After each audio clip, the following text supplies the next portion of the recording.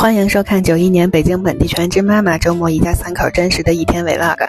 早啊家人们，昨儿不到11点睡的，这一觉起来终于有点神清气爽的感觉了。那小孩好像又是7点出头醒的，也依旧是咳嗽咳醒的。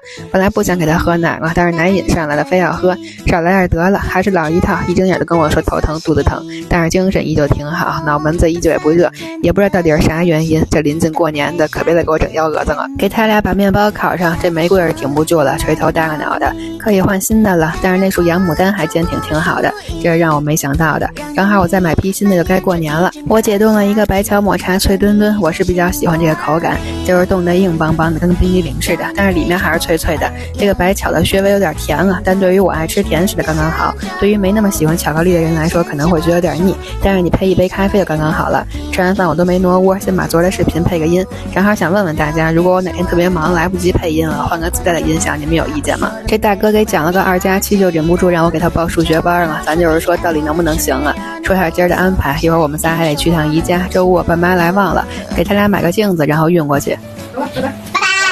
等安家具的过两天到了，就能一块给装上了。安静吗？你是怀孕了吗？没有。那你为什么把小兔子塞在肚子里？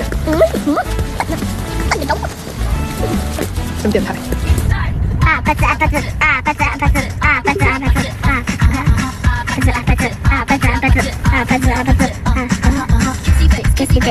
车上的歌单已经被这小孩承包了，就3首歌无限循环，科目3离别开出花和这个周末的汇聚和宜家人是真的多。这个小粉盘子是我的菜，但是我们仨刚进来的时候没推车，啥也没拿，忘了，赶明儿再说吧。猪儿子是一边走一边摸，看啥都兴奋，我真怕他给人家踩地上。这彩色的陈列忍不住想照，特别温暖的感觉。毛乎乎的靠垫手感是真不错，特别好抓，柿子脚垫猪儿子说要买，我说尺寸不合适。镜子走一圈定格在这个白色窄边的了，尺寸合适也好看，记下标签上这个货架的位置，一会儿下楼去提货。这新年的小红灯笼，去年我给幼儿园买了俩，他还说联欢会上看见了呢，我倒是没注意。下楼推个车，这对是这小孩帮我拍的，拍的还可以哈，跟我说全程没有晃，比他爹靠谱多了。就是这车不太好推，轱辘不太好使，货架挺高，但还好位置在最下面。我拿了一个没注意，放在车上那瞬间扑通一声，妈哟可别碎了。交钱结账，这会儿12点出头，我老公问我先吃饭还是先走，他俩都说不饿那就直接走，正好会去吃饭，人也多，排也排不上队。东西搬上车，导航40分钟，结果路上一个赛一个寒了。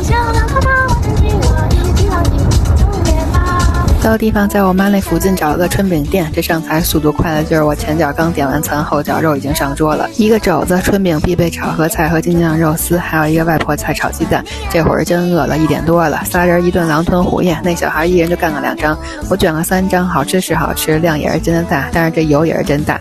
大哥眼大肚子小，还给自己加了碗米饭和一份春饼，结果妥妥的没吃了，打包回去晚上接着吃吧。刚在路上临下车的时候，其实那小孩已经困得有点迷瞪啊，这吃个饭又精神了。